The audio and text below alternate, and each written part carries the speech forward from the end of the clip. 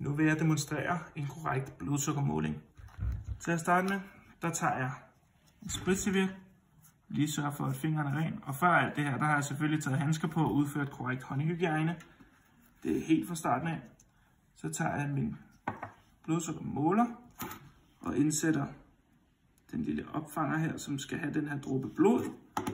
Så gør jeg min lille prik klar her. Og så tager jeg det helst ud på kanten her. Og så tæller jeg lige ned. 3, 2, 1.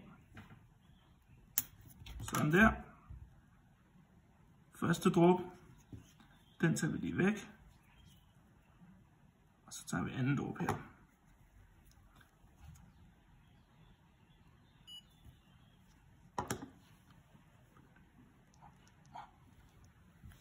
Så ser vi blodsukker, som kommer her.